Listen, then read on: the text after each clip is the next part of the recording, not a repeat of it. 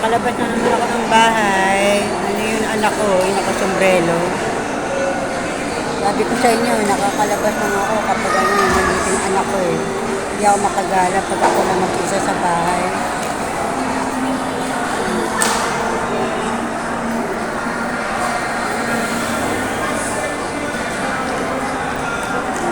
Nandito ako sa mall.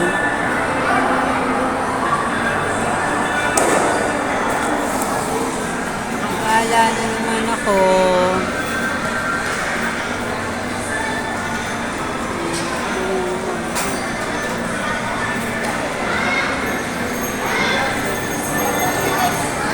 Dumarating anak ko, nakakagala ako. Kasi pag ako lang mag-isa sa bahay, hindi ako makalabas ng bahay dahil una, hindi ko maiwan yung mga aso dahil nag-uulan-ulan, may bagyo-bagyo.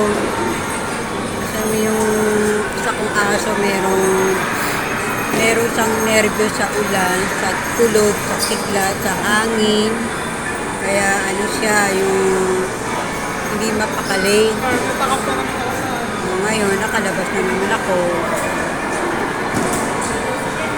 Dito po kami sa Robinson Gentry.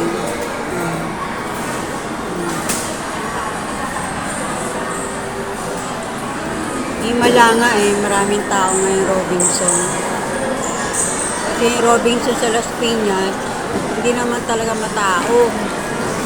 Himala rito ngayon, maraming tao kasi may laro yung mga estudyante, arnis, karate, kaya maraming tao.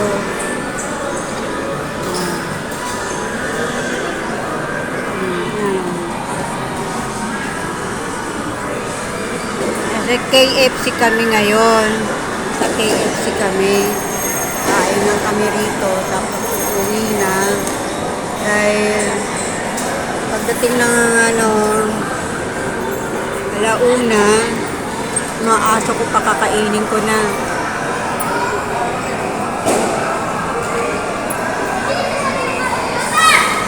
Araw ng linggo kaya medyo matao.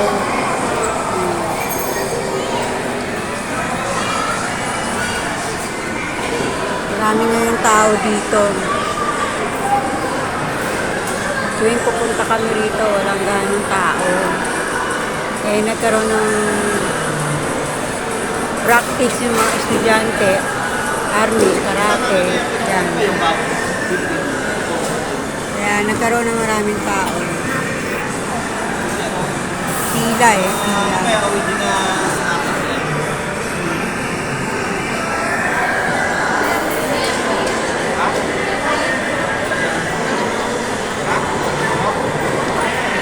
Good day, good day. Ilang araw na may bagyo. Ilang araw ang mga tao ay nasa bahay lang dahil hindi nga makalabas ng bahay dahil malakas ang ulan. Ngayon, ayan, mainit ngayon. Pero yung init nga madaya ho yan. Mamaya uulan na naman mga hapon yan. Mga alas 2, alas 3, malakas na ulan yan. Kaya dapat nakauwi na rin kami para yung aso ng takot sa ulan, eh, nandun kami sa bahay. Kasi yung aso ko po, dalawang senior, kapag ka madaling araw nangangalabit ang paayo para iakyat ko sa kama. Eh, may sarili naman silang kumot sa kama ko eh. Kaya doon sila natutulog sa kama. Kasi nga, ewan ko, kaya na naging senior yung dalawa niyo, naging matakotin sa ulan. Good day sa ating lahat. Good day sa ating lahat. Ingat tayo lagi. God bless.